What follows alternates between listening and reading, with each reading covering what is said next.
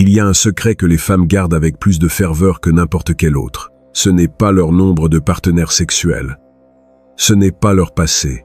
Ce n'est même pas leurs véritables intentions avec toi. C'est quelque chose de beaucoup plus primitif, beaucoup plus fondamental. C'est la conscience terrifiante de leur propre fragilité existentielle. Et l'homme qui comprend cela, l'homme qui le voit réellement, a entre ses mains un pouvoir si absolu que la plupart n'osent jamais l'utiliser, parce qu'ils ne savent même pas qu'il existe. Regarde autour de toi, regarde comment la société entière s'est réorganisée pour cacher cette vérité. Féminisme, émancipation, indépendance féminine. Tout le cirque moderne existe pour une seule raison: cacher le fait que la femme, dans son noyau le plus profond, sait qu'elle est fondamentalement vulnérable. Et je ne parle pas de vulnérabilité physique, bien que celle-ci existe aussi. Je parle de quelque chose de beaucoup plus profond. Je parle d'une fragilité psychologique, émotionnelle et existentielle, qu'aucune quantité de réussite professionnelle, aucune quantité de validation sur les réseaux sociaux, aucune quantité de déclaration de force ne peut jamais éliminer. Et voici ce pourquoi on va te détester de le comprendre. Cette fragilité n'est pas un défaut. C'est sa conception, c'est sa nature. Et au moment où tu arrêtes de prétendre qu'elle n'existe pas, au moment où tu arrêtes de participer au grand mensonge collectif, tout change. Parce que tu verras, les femmes ne te respectent pas pour valider leur illusion de force. Elles te méprisent pour cela. Ce qu'elles cherchent réellement, ce qu'elles désirent inconsciemment, c'est l'homme qui peut voir à travers le masque et n'a pas peur de ce qu'il trouve dessous. Nicolas Machiavel, ce fils de pute brillant de la Renaissance italienne, a compris quelque chose que les hommes modernes ont complètement oublié.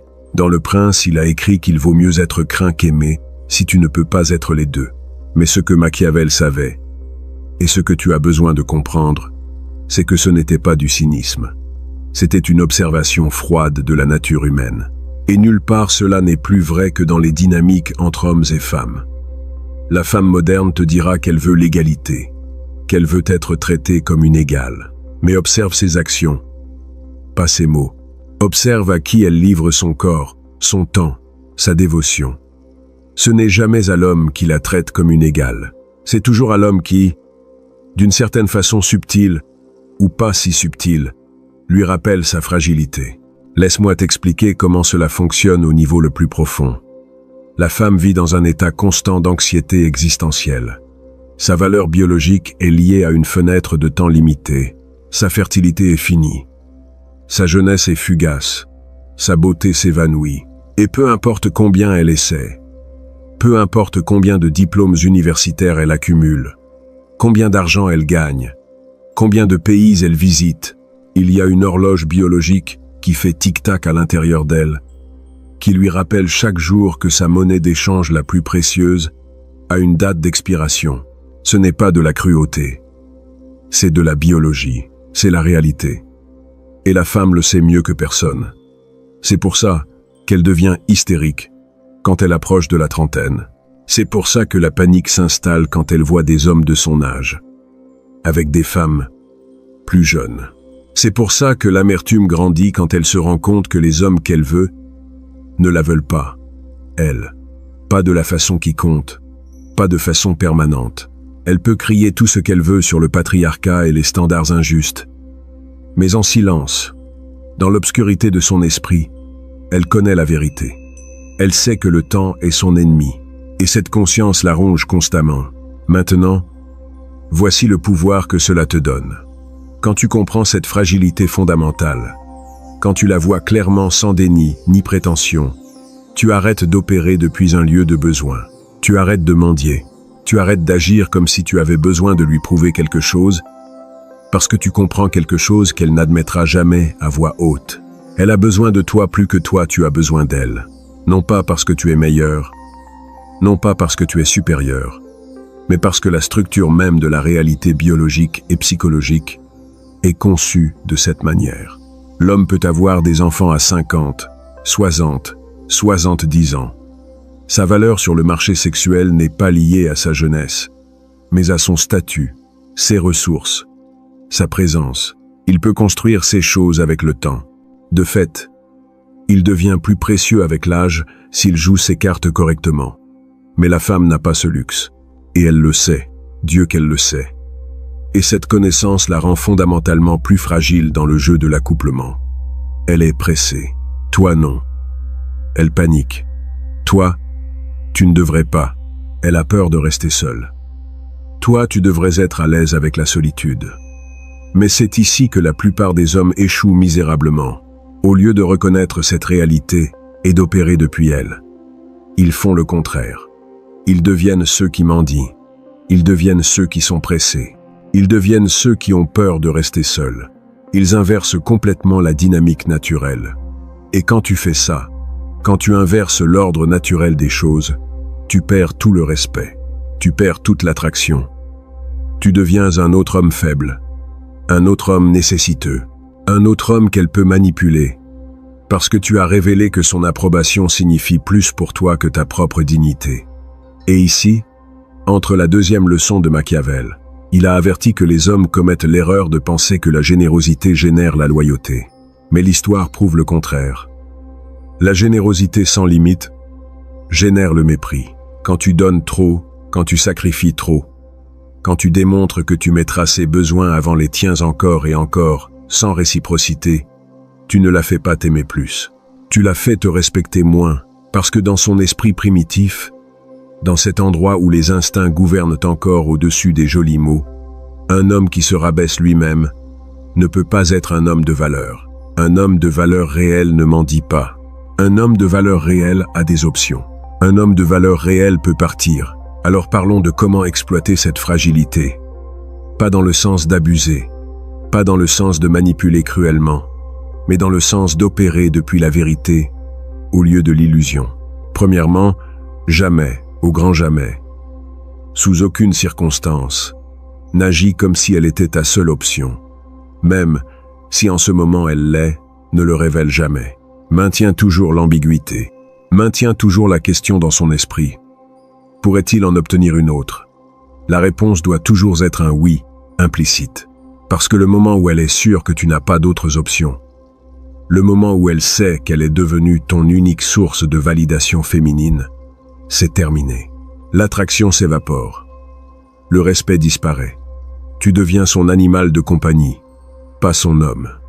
Deuxièmement, ne permets jamais que ta vie tourne autour d'elle. Tes objectifs, tes ambitions, ton but, tout ça doit être plus grand qu'elle. Il doit être évident, clair, indéniable, que tu as une mission qui transcende la relation. Parce que voici le paradoxe que les femmes n'admettront jamais, mais qu'elles démontrent constamment par leurs actions. Elles veulent être importantes pour toi, mais elles ne veulent pas être le plus important. Elles veulent sentir qu'elles ont gagné l'attention d'un homme qui a des choses plus importantes à faire. Parce que si tu n'as rien de plus important à faire que d'être avec elle, si ta vie est si vide qu'elle est le centre de tout, alors quel type d'homme es-tu réellement? Un homme sans but, un homme sans valeur, un homme qu'elle peut contrôler. Troisièmement, et c'est crucial, maintiens toujours un niveau d'imprévisibilité. La femme qui peut te prédire complètement, qui sait exactement comment tu réagiras, ce que tu diras, ce que tu feras, est une femme qui s'ennuiera. Et l'ennui chez une femme est la mort pour l'attraction. Machiavel comprenait que le pouvoir réside dans le fait de maintenir les autres à deviner. Applique ça. Sois chaleureux un jour, distant le suivant. Sois généreux à un moment, réservé à un autre. Pas de façon calculatrice et évidente, mais naturelle, organique. Maintiens l'attention, maintiens la question. Parce que la question est ce qui maintient son esprit tournant autour de toi. Maintenant, c'est ici que ça devient vraiment profond. La fragilité fatale de la femme n'est pas seulement à propos de l'âge et de la fertilité, c'est à propos de l'identité. La femme moderne a été nourrie avec un mensonge massif. On lui a dit qu'elle peut tout avoir. Carrière, famille, liberté sexuelle, sécurité, aventure, tout en même temps sans conséquences, sans compromis. Et quand elle découvre que c'est impossible, quand elle se heurte contre le mur froid et dur de la réalité, quelque chose en elle se brise. Elle panique. Elle devient réactive. Elle devient amère. Et voici ton avantage. Pendant que d'autres hommes essayent de la sauver de cette crise, pendant que d'autres hommes valident ses illusions, et lui disent que oui, tu peux tout avoir, que le problème c'est le monde, pas toi. Toi, tu restes simplement silencieux. Tu observes. Tu laisses la réalité faire le travail pour toi, parce que tu ne peux pas sauver quelqu'un de la vérité. Et la vérité est celle-ci. Les choix ont des conséquences. La femme qui passe sa vingtaine à poursuivre la validation sur Instagram, accumulant des partenaires sexuels occasionnels, priorisant sa carrière sur la construction d'une famille, arrivera à sa trentaine et découvrira quelque chose d'effrayant. Elle découvrira que les hommes de haute valeur qu'elle veut ne la veulent plus, elle. Pas comme épouse, pas comme mère de leurs enfants, peut-être comme amusement temporaire, mais pas comme compagne de vie. Et quand cela arrive, quand la fragilité devient impossible à ignorer, elle cherchera désespérément quelqu'un qui la valide, qui lui dise qu'il n'est pas trop tard, qu'elle a encore de la valeur, qu'elle peut encore obtenir l'homme qu'elle mérite. Et la plupart des hommes, pathétiques dans leur besoin d'être acceptés, lui donneront cette validation. Mais pas toi. Toi, tu comprends quelque chose de plus profond. Tu comprends que ce qu'elle respecte réellement, ce n'est pas l'homme qui la valide, mais l'homme qui maintient ses standards. L'homme qui peut la regarder dans les yeux et dire, implicitement ou explicitement, « Tu n'es pas ce que je cherche ». Cet homme rare, qui ne se rabaisse pas, qui ne compromet pas sa vision de ce qu'il veut par peur de rester seul, c'est l'homme dont elle se souviendra. C'est l'homme qui l'obsédera, parce que tu lui as rappelé quelque chose qu'elle avait oublié, que sa valeur n'est pas inconditionnelle, qu'elle doit la gagner, que le monde ne lui doit rien. Machiavel a écrit qu'un prince doit apprendre à ne pas être bon quand la situation le requiert. Cela scandalise les moralistes. Mais Machiavel ne parlait pas de méchanceté gratuite. Il parlait de la disposition à faire ce qui est difficile, ce qui est impopulaire, ce qui est nécessaire même quand ça fait de toi le méchant de l'histoire de quelqu'un d'autre. Et cela s'applique directement à comment tu gères les femmes. Il y aura des moments où la bonne décision, la décision qui te maintient dans ton pouvoir, est de dire non, et de t'éloigner, et de la laisser souffrir les conséquences de ses propres décisions sans la sauver. Et elle te détestera pour ça. Elle t'appellera égoïste, cruel, insensible. Mais sous la haine, sous les accusations, il y aura du respect.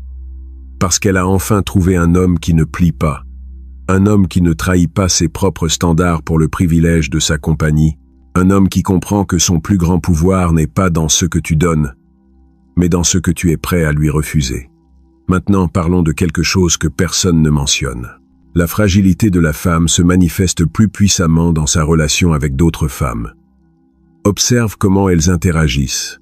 Observe la compétition constante, les jeux sociaux subtils, les coups de poignard dans le dos déguisés en préoccupation. Une femme peut dire qu'elle soutient d'autres femmes, mais observe-les quand l'une d'entre elles a du succès, quand l'une trouve un homme de haute valeur, quand l'une a l'air mieux que les autres.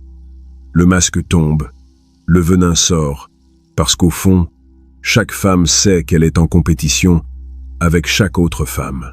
Et cette compétition est féroce, brutale, implacable. Et voici le secret que tu peux utiliser. Ne t'implique jamais dans ces drames avec d'autres femmes. Ne prends jamais parti. Ne participe jamais au commérage. Maintiens-toi au-dessus de ça. Parce que quand tu fais ça, quand tu démontres que ce niveau d'interaction est en dessous de toi, tu élèves ta valeur. Tu deviens le refuge, l'espace libre de la toxicité féminine. Et c'est incroyablement attirant pour elle. Non pas parce que son drame t'importe, mais parce que tu as démontré qu'il ne t'affecte pas, que ton monde est plus grand que ces petites guerres sociales. Voici une autre couche. La fragilité de la femme s'intensifie exponentiellement en présence d'autres femmes plus jeunes et plus attirantes. Emmène-la dans un endroit où il y a des femmes de 20 ans ayant l'air incroyable et observe comment change son comportement. Observe l'insécurité qui émerge. Observe comment elle cherche ta validation plus désespérément. Observe comment elle devient plus sexuelle, plus complaisante, plus insécure. Et voici ton pouvoir. Ne lui donne pas cette validation immédiatement. Laisse-la sentir la compétition. Laisse-la sentir l'insécurité. Ne sois pas cruel. Ne drague pas évidemment d'autres femmes devant elle. Mais ne la tranquillise pas non plus immédiatement. Laisse le sentiment s'installer. Parce que ce sentiment, cette insécurité, cette conscience qu'elle pourrait te perdre, est ce qui maintient l'attraction vivante. La quatrième et dernière leçon de Machiavel que tu as besoin de graver dans ton esprit est celle-ci. La fin justifie les moyens.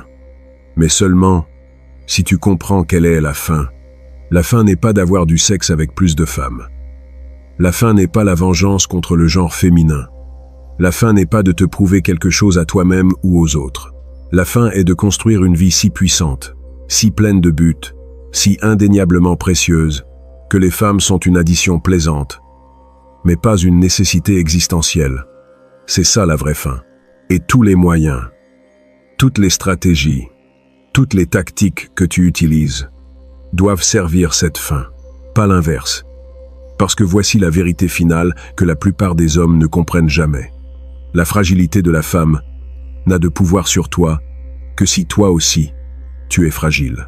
Si ton sens de valeur dépend de son approbation, si ton bonheur est lié à sa présence, si ton identité est construite autour du fait d'être son homme. Mais si tu as fait le travail brutal de te construire toi-même, d'affronter ta propre ombre, de développer un but qui transcende la validation féminine, alors sa fragilité devient simplement de l'information.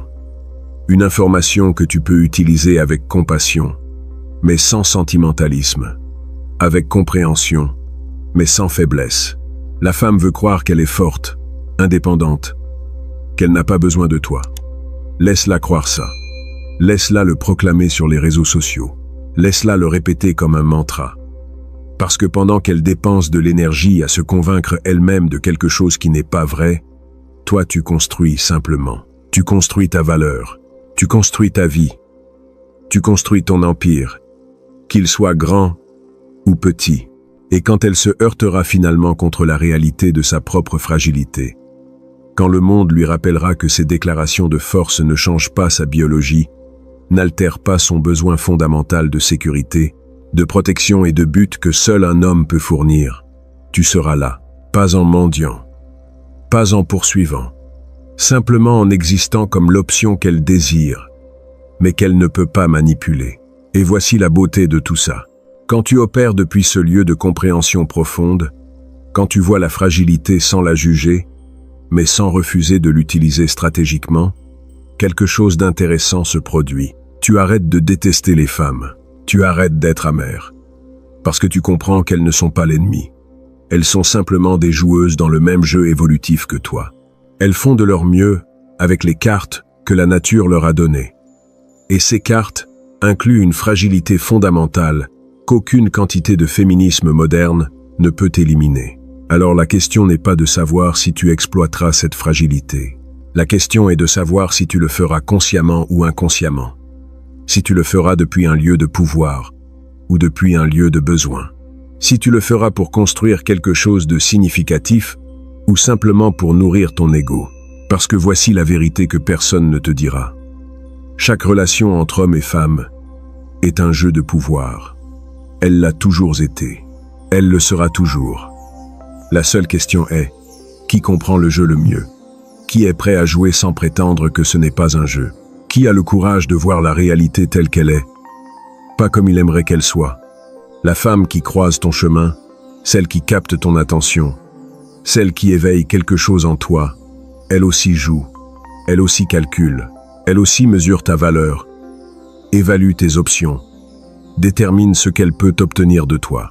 Non pas parce qu'elle est méchante, mais parce que c'est ce que l'évolution l'a programmée à faire. Et si tu entres dans ce jeu sans comprendre les règles, sans comprendre la fragilité fondamentale qui pousse chacune de ces décisions, tu as déjà perdu. Mais maintenant tu le sais. Maintenant tu comprends. La fragilité n'est pas une faiblesse que tu dois attaquer. C'est une réalité que tu dois reconnaître et naviguer avec intelligence. C'est la structure sur laquelle tu peux construire des relations où toi tu maintiens le pouvoir, où toi tu établis les termes, où toi tu es le prix, pas le poursuivant. Et quand tu atteins cet endroit, Quand finalement tu comprends que sa fragilité signifie qu'elle a besoin de ta force, plus que toi tu as besoin de son approbation, tout change. Tu passes de l'homme qui attend d'être choisi à l'homme qui choisit. Tu passes de l'homme qui craint de la perdre à l'homme qui est à l'aise de partir. Tu passes de l'homme qui mendie de l'attention à l'homme dont l'attention est le prix.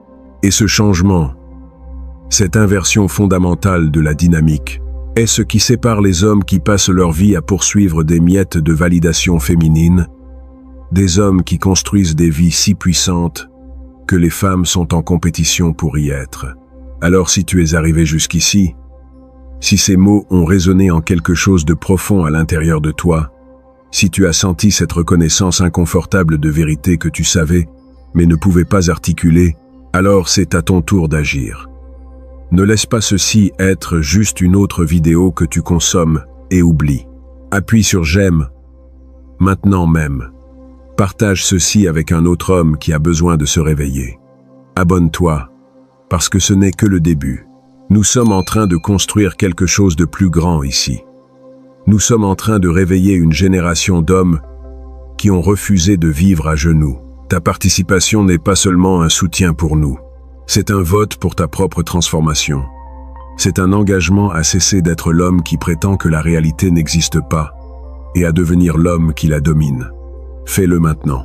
Et prépare-toi, parce que ce qui vient après, ça va détruire tout ce que tu croyais savoir sur le jeu entre hommes et femmes.